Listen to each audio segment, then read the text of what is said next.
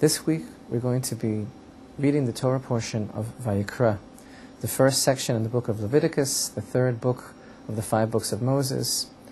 And the Book of Leviticus is really the manual describing the offerings in the Holy Temple, the different types of offerings, how these offerings were brought.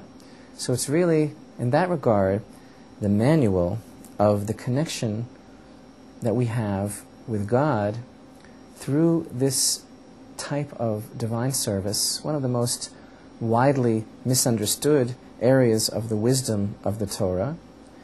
Misunderstood because today we live in a world which is far from the concept of the offerings that were brought in the temple. Misunderstood because the context of the offerings has been kind of disconnected from the deeper meaning of what it is that's going on in the temple. We know that the temple is the arena between man and God, and that everything that goes on there affects some sort of spiritual rectification within the nature of man.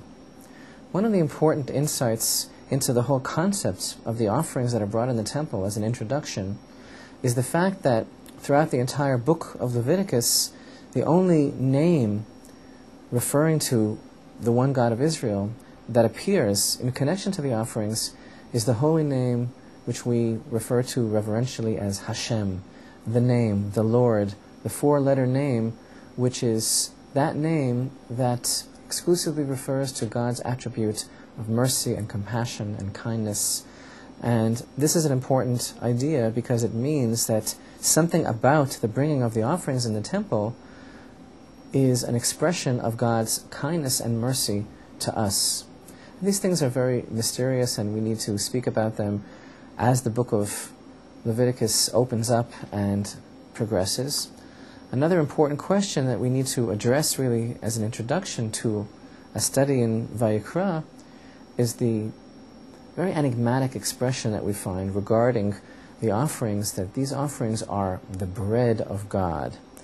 And we're told later on in the book of Leviticus that the offering of Hashem is the bread of God. Now, of course, God does not eat or drink. He has no physical form. And we know on one level that the Torah is anthropomorphic, that it uses expressions which people can relate to because it's easier for us as people to be given the right to contemplate God in those terms so that it's becomes something that we can deal with a little bit easier.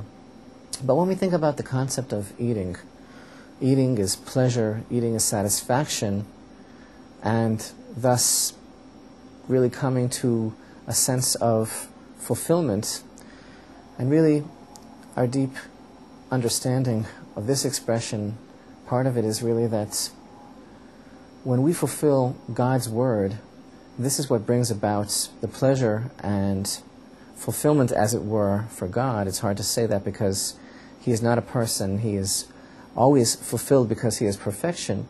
But the concept really is that just as when a person eats, he is satisfied, the offerings are called the bread of God. They are called something that brings about satisfaction to God Himself, because what goes on when a person brings an offering in the temple and relates to that name of God, which is the name of compassion and mercy, meaning that everything that we go through in this world and everything happening in the temple is designed to open up our eyes and bring us closer to God.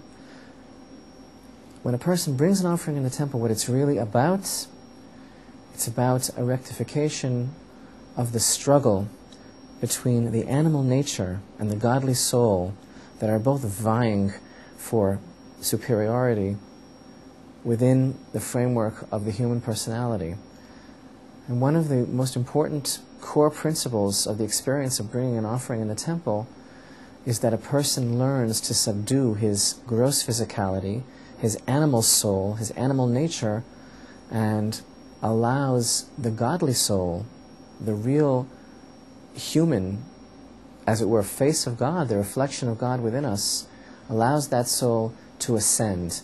And when a person is able to do that through the inspiring and awesome experience of bringing an offering in the temple, that process of subduing the animal nature is, as it were, the bread of God, the thing that brings about the greatest pleasure and satisfaction for God himself, to see that a person can really work on himself in this world, subdue his negative side, and develop the positive godly side.